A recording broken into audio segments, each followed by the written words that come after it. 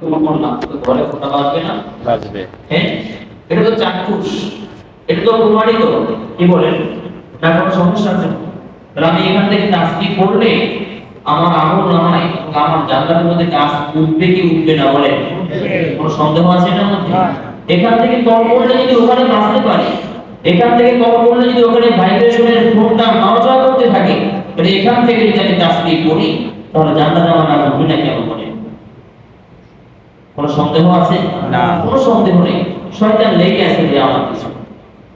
শয়তান তো বলেছে লা আকুদান্নাকা সিরাতাল মুস্তাকিম, আপনি আমাকে জান্নাতে যেতে দেন নাই।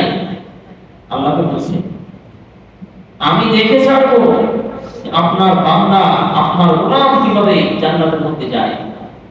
শয়তান তো কসম করেছে, এক কসম, দুই কসম, তিন কসম, এক আয়াতের মধ্যে চার পাঁচটা কসম দিয়ে বলেছে আমি সিরাতাল মুস্তাকিমের সহজ সরল রাস্তা, জান্নাতের রাস্তা, এই রাস্তার ফাঁকে ফাঁকে আমি আমার গোয়েন্দা বাহিনী লাগিয়ে রাখবো, শিকড় লাগিয়ে রাখবো, ওরা যাবে আর আচর লাগবে, ওরা যাবে, আমি ঘরে কাবু করে নিয়ে আসবো ওদের।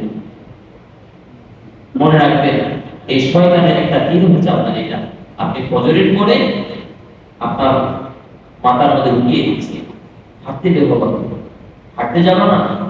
আচ্ছা ওই 5 মিনিট পরে 10 মিনিট পরে হাঁটতে বের হলে কি সমস্যা? 10 মিনিট পরে ঘুমাইতে গেলে কি সমস্যা? 10 মিনিট পরে আপনি যদি একটু বের হন, সমস্যাটা কোথায়? এটা তো রহমতের জায়গা, এটা তো বরকতের জায়গা। এখানে যতক্ষণ থাকবেন অত সহকারে আপনার নামে সওয়াব লিখতে দিবে কে?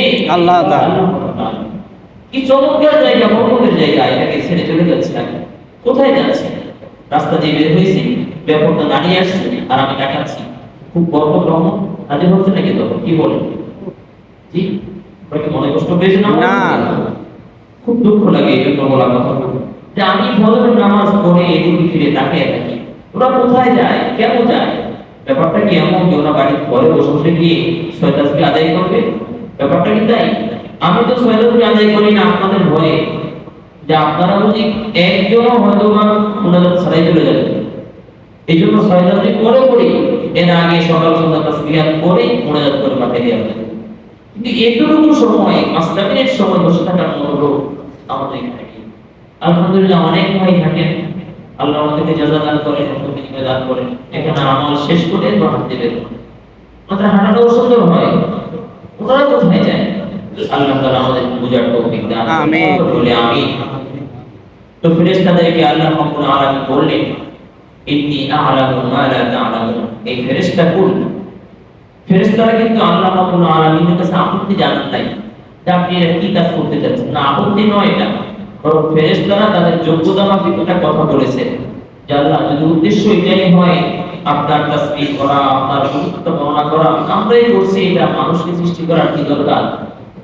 তো আল্লাহ বলেছেন ফেরেশতা আমি যেটা জানি তোমরা কিন্তু সেটা জানো না। ইন্নী আ'লামু মা লা তা'লামুন, আমি যা জানি তোমরা তা জানো।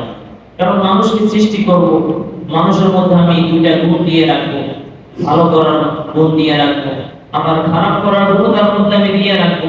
কিন্তু আমার এই বান্দাগুলোর মধ্যে এমন একটা দল বান্দা তৈরি হয়ে যাবে যারা তাদের খারাপ যোগ্যতাকে কাজে লাগাবে না, বরং তারা তাদের ভালো যোগ্যতাকে কাজে লাগিয়ে তারা এমন উপরে উঠে যাবে যে তারা ফেরেশতা কি, তারা নবীদের সাথে তাদের সমান সমান মর্যাদা হয়ে যাবে। সুবহানাল্লাহ।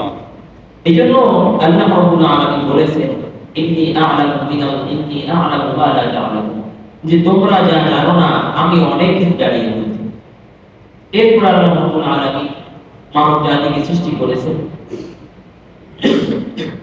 আল্লাহ রাব্বুল আলামিন বলেন وعلم آدم الأسماء كلها ثم عرضهم على الملائكة فقال أنبئوني بأسماء هؤلاء আল্লাহ রাব্বুল আলামিন চাইলেন যে মানব জাতিকে ফেরেশতাদের উপরে শ্রেষ্ঠত্ব দিবেন এবং এই শ্রেষ্ঠত্বকে আল্লাহ রাব্বুল আলামিন প্রমাণ করবেন। তো আল্লাহ তাআলা কিছু মানুষ এবং কিছু সৃষ্টি জীবের নাম আল্লাহ রাব্বুল আলামিন আদম আলাইহিস সালামকে শিখিয়ে দিয়েছিলেন। শিখিয়ে দিয়ে আল্লাহ তাআলা ওই প্রাণীগুলোকে, যেমন বাজ পাখির নাম শিখিয়ে দিয়েছেন আদমকে, তো আল্লাহ তাআলা পাঁচ পাখিকে পেশ করলেন ফেরেশতাদের সামনে, বললেন এটার নাম কি বলো তো।